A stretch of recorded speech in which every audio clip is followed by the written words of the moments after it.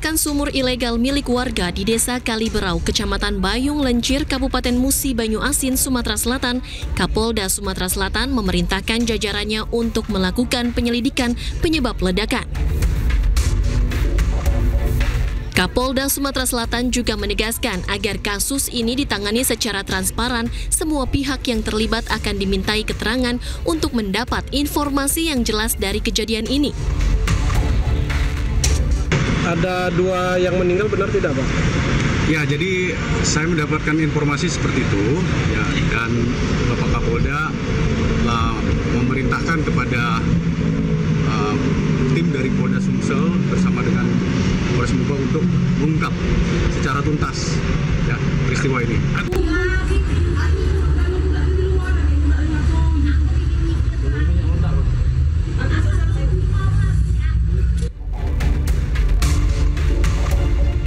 Sebelumnya, sebuah sumur minyak ilegal milik warga di Desa Kaliberau, Kecamatan Bayung Lencir, Kabupaten Musi Banyu Asin, Sumatera Selatan, meledak dan terbakar pada Selasa 9 September 2025, 2 orang meninggal dunia. Akibat kejadian, 5 orang bekerja di areal sumur ilegal mengalami luka bakar serius. 1 korban dari 5 yang mengalami luka bakar serius meninggal dunia usai menjalani perawatan di rumah sakit. Sementara 1 orang lainnya baru ditemukan beberapa saat setelah kejadian dalam kondisi meninggal dunia di dalam kolam penampungan minyak dengan luka bakar sekujur tubuh. Hingga kini korban selamat dengan luka bakar masih menjalani perawatan di Rumah Sakit Umum Bayung Lenci. Dari Musi Banyu Asin, Sumatera Selatan, Ahmad Syaiful, iNews melaporkan. Pasca ledakan rumah di Pamulang, Tangerang Selatan, warga bergotong royong membersihkan puing dan selamatkan barang berharga.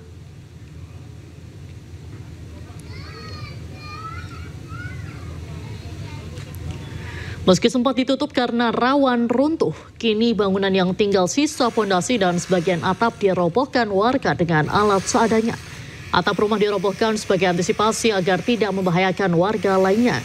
Sementara warga berharap ada bantuan dari pemerintah untuk memperbaiki rumah mereka yang rusak akibat ledakan.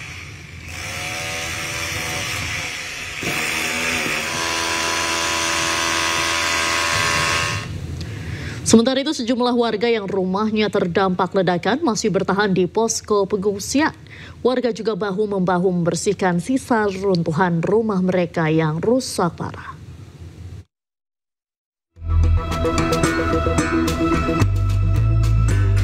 Sehari pasca ledakan yang menimpa sejumlah rumah di Pamulang, Tangerang Selatan, Banten, sejumlah warga masih bertahan di posko pengungsian. Mereka yang bertahan di posko pengungsian ini dikarenakan rumahnya tidak bisa dihuni kembali. Data BPBD Kota Tangerang Selatan menyebutkan sebanyak 52 jiwa mengungsi di masjid yang dijadikan posko ini. Pihak BPBD pun memastikan kebutuhan pokok pengungsi terpenuhi. Kita dari pihak pemerintah dan lain-lain juga diinfo untuk di sini dulu sementara kita, karena jaga-jaga karena takut ada runtuhan, kan masih banyak yang ini ya, masih banyak yang berdiri. Jadi kita disuruh ungsi dulu sementara waktu di sini. Sementara itu, sejumlah warga juga bahu-membahu membersihkan sisa reruntuhan rumah mereka yang rusak parah. Warga yang rumahnya terdampak ledakan berharap pemerintah bisa membantu memperbaiki rumah mereka. Dari Tangerang Selatan, Banten, Nunung Purnomo, iNews melaporkan.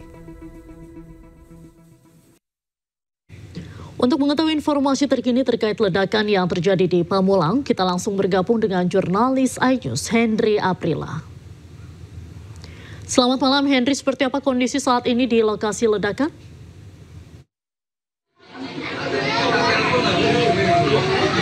Untuk saat ini, Diandra, kondisi di lokasi tempat pengungsian yang memang jaraknya sekiranya 200 meter dari lokasi tempat terjadinya ledakan di kawasan Pondok Cabe Ilir, Pamulang, Tangerang Selatan, Banten, yang kemudian ini ada di salah satu musola atau posko pengungsian daripada warga sekitar. Dan kemudian memang informasi yang kami terima dari BPBD Tangerang Selatan, sekiranya ada 54 jiwa yang mengungsi ataupun masyarakat yang mengungsi di di lokasi tempat pengungsian, dan memang totalnya dari warga yang terdampak dari ledakan tersebut, ini informasinya ada 80 warga yang terdampak, yang kemudian ini sudah ditangani oleh sejumlah bagian ataupun sejumlah pihak, maksud kami, yang juga telah memberikan sejumlah bantuan seperti dari pihak BPBD, kemudian juga dari pihak Kementerian Sosial yang juga telah memberikan sejumlah bantuan untuk warga ataupun untuk warga terdampak begitu. Dan kemudian kita pun akan sedikit berdiskusi atau mau bertanya kepada salah satu warga yang terdampak yang sedang berada di lokasi pengungsian untuk mengetahui informasi lengkap dan kemudian juga sejumlah bantuan apa saja yang sudah diterima oleh warga dari lokasi pengungsian. Halo, selamat malam Ibu. Kalau boleh tahu dengan Ibu siapa? Ibu Aisyah. Ibu Aisyah, ini kalau boleh tahu dari lokasi saat kejadian ini bagaimana untuk kronologinya yang saat itu Ibu alami seperti itu? Ya itu kayak angin kenceng sama kayak ituan berantem ya, kucing berantem di atas plafon tapi beserta angin kenceng, guduk juga gitu dah pokoknya. Begitu yang saya dengar mah ya. Berarti untuk lokasi dari tempat tinggal Ibu ini dekat dengan lokasi tempat titik ledakannya seperti apa, Bu? Dekat, saya jadinya, jadi kayak kalau menurut saya ya, itu kayaknya datangnya dari belakang rumah saya tuh lurus. Nah, jadi jatuhnya itu di rumah yang hancur itu, rumah tetangga saya yang hancur. Oke, baik Ibu nih, kalau untuk di lokasi tempat pengungsian sejumlah bantuan yang sudah diterima apa saja Ibu kalau boleh tahu? Alhamdulillah udah banyak ya, maksudnya matras, selimut, terusnya snack, itu terusnya makanan cepat saji, terusnya dapur umum juga udah ada. Berarti kondisinya untuk saat ini rumah Ibu kalau boleh tahu sudah rusak total atau seperti apa? Kamar anak saya yang itu plafon sama atasnya hancur itu doang. Baik Ibu, sebelumnya terima kasih ya Ibu untuk waktunya. Nah, memang tadi sedikit perbincangan kami dengan salah satu warga terdampak ini yang menyebutkan memang untuk awal kejadiannya juga ini berdampak sekali. Memang totalnya informasi yang kami terima ada 15 rumah di Andra yang terdampak, namun 3 rumah yang mengalami rusak total. Ini juga berdampak sekali dengan perumahan sekitarnya yang begitu. Dan tentunya juga dari warga sekitar juga tadi sempat menyebutkan bahwa harapan mereka dari pemerintah sekitar juga bisa menanggapi dengan cepat, bahkan juga menangani dengan tanggap terkait dengan pembenahan rumah yang juga mengalami kerusakan dari ledakan yang terjadi pada 12 September 2025, tepatnya terjadi di pagi hari pada pukul 5.15 waktu Indonesia Barat. Sementara di Andra untuk kondisi di tempat pengungsian, ini sejumlah bantuan pun sudah diterima oleh para pengungsi, dan tentunya juga ini untuk saat ini kegiatannya masih melakukan sejumlah kegiatan istirahat dan juga melakukan makan-makan ataupun menyantap sejumlah konsumsi yang diberikan oleh pihak-pihak yang telah memberikan bantuan. Di Andra, kembali ke Anda.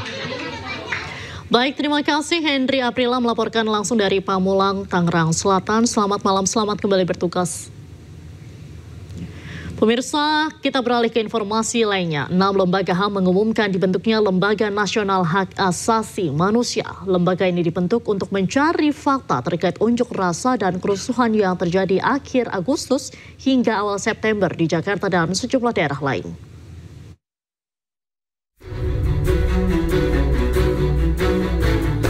Tim independen pencari fakta yang dibentuk 6 Lembaga Nasional Hak Asasi Manusia atau LNHAM akan mendalami dugaan orang hilang dan aktor kerusuhan dalam rangkaian unjuk rasa pada 25 Agustus hingga awal September 2025.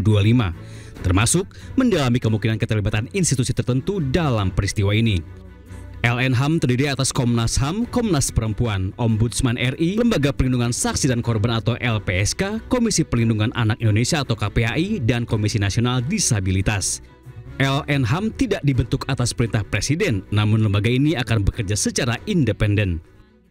Pada prinsipnya, tim LNHAM ini akan melakukan pencarian fakta untuk mendapatkan fakta-fakta sekomprehensif mungkin dari peristiwa 25 hingga September. Artinya seluruh hal yang terjadi, apakah kekerasan, apakah penangkapan sewenang-wenang, atau korban yang meninggal, korban yang terdampak, dan lain-lain, itu semua akan kami identifikasi gitu ya, kemudian dianalisis dan mendapatkan satu laporan yang komprehensif dan tentunya akan disampaikan kepada Presiden dan DPR. Sehari sebelum 6 lembaga HAM mengumumkan pembentukan LNHAM, Presiden Prabowo setuju membentuk tim investigasi independen untuk mengungkap unjuk rasa disertai kerusuhan. Salah satu tuntutan masyarakat sipil yang juga menjadi aspirasi kami dari GNB adalah perlunya dibentuk komisi investigasi independen terkait dengan kejadian Prahara Agustus beberapa waktu yang lalu yang menimbulkan jumlah korban jiwa, korban kekerasan, luka-luka dan seterusnya yang cukup banyak. Presiden menyetujui pembentukan itu. Pada Kamis 11 September lalu, Lukman Hakim bersama sejumlah tokoh Gerakan Nurani Bangsa berdiskusi dengan Presiden Prabowo Subianto terkait pembentukan Komisi Independen Pencari Fakta, mengingat unjuk rasa yang terjadi pada akhir Agustus hingga awal September lalu telah menimbulkan korban jiwa, luka dan perusakan fasilitas umum. Tim Liputan iNews melaporkan.